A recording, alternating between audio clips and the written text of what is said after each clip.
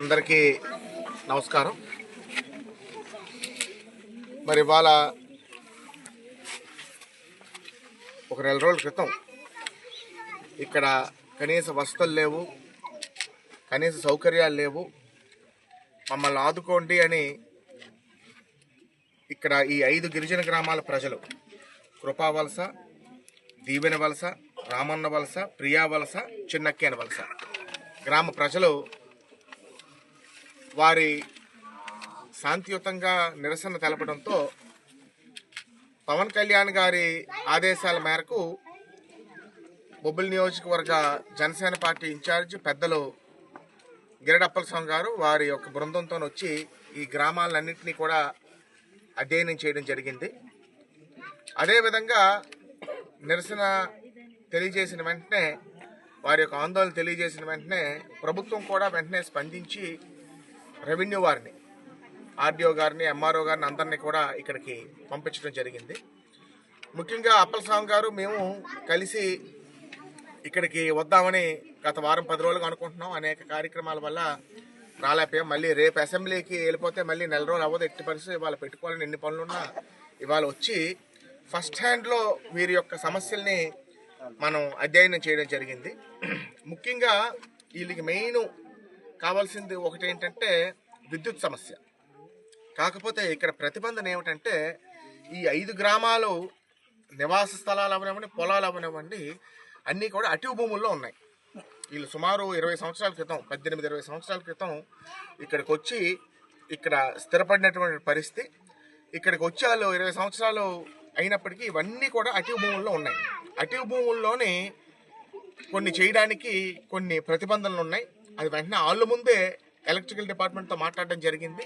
తప్పకుండా డిఎఫ్ఓ గారితో, కలెక్టర్ గారితో మాట్లాడి వాళ్ళకి విద్యుదీకరణకి, నేను కూడా అమరావతిలోని రాబోయే నెల రోజులు సెషన్స్ కొంటాను కాబట్టి దాన్ని నేను తప్పకుండా ఏ విధంగా అతి త్వరలో చేయగలమో అతి త్వరలో చేయడానికి చూద్దాం. ఈ లోపు వాళ్ళకి ఇబ్బంది లేకుండా నా సొంత ఖర్చులతోని కొన్ని సోలార్ లైట్లు అరేంజ్ చేయడానికి కూడా నేను వాళ్ళకి హామీ ఇవ్వడం జరిగిందని మీకు తెలియజేసుకుంటున్నాను. తర్వాత రెండో సమస్యలు అనింది ఏంటంటే ఐసిడిఎస్ పిఓ మేడంతో మాట్లాడి చిన్నపిల్లలకి పౌష్టికాహారం లోపం లేకుండా వాళ్ళకి సరుకులు కూడా అరేంజ్ చేయమని మనం చెప్పాం.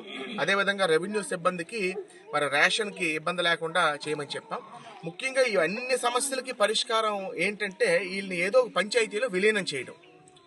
సో అతి త్వరలోనే ప్రయారిటీ కింద పెట్టుకొని ఒక మీటింగ్ అరేంజ్ చేసి, ఎందుకంటే map, geo tagging, house mapping అన్నిటికీ ఇబ్బంది ఏంటంటే వీళ్ళు ఎక్కడో దగ్గర వీళ్ళు కొంతమంది సాలూరు మండలంలో ఉన్నారు, కొంతమంది మక్కు మండలంలో ఉన్నారు, స్కాటర్ అయిపోయి ఉన్నారు. కాబట్టి ఏదో ఒక పంచాయతీలోనే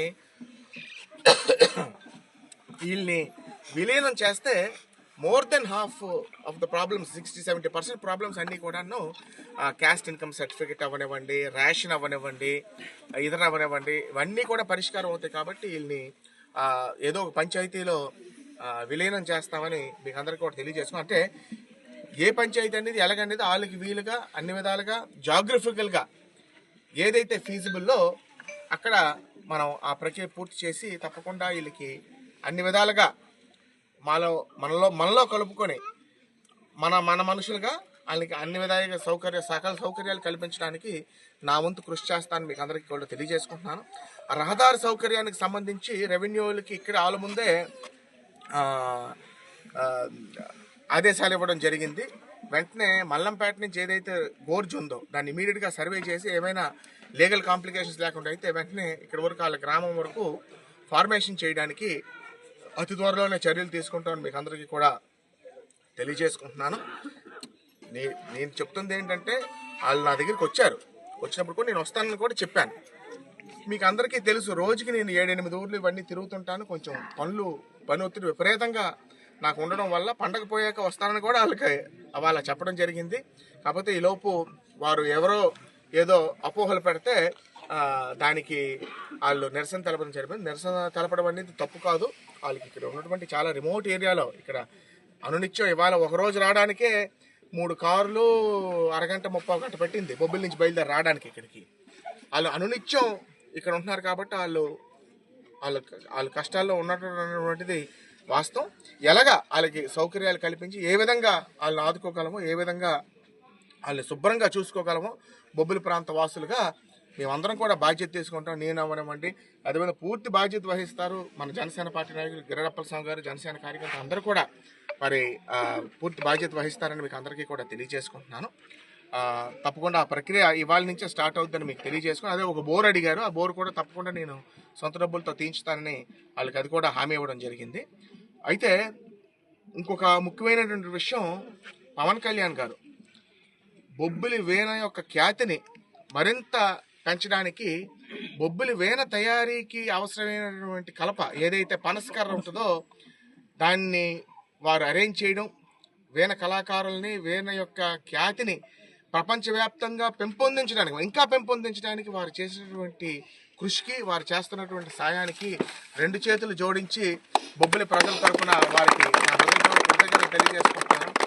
పవన్ కళ్యాణ్ గారి ద్వారా కూడా ఈ 5 గిరిజన గ్రామాలకి పరిష్కరించాల్సిన సమస్యలు అనేకమైనవి ఉన్నాయి కాబట్టి అవి కూడా వారి దృష్టిలో తీసుకెళ్ళి వారిని కలిసి అన్నిటికీ కూడాను ఒక మంచి అమికబుల్గా ఎవరికి ఇబ్బంది లేకుండా, అదేవిధంగా రూల్స్కి ఇబ్బంది లేకుండా, గిరిజనులకు ఇబ్బంది లేకుండా ఒక మంచి మార్గాన్ని పెంచడానికి నా వంతు కృషి చేస్తానని మీకు అందరికీ కూడా తెలియజేసుకుంటాను.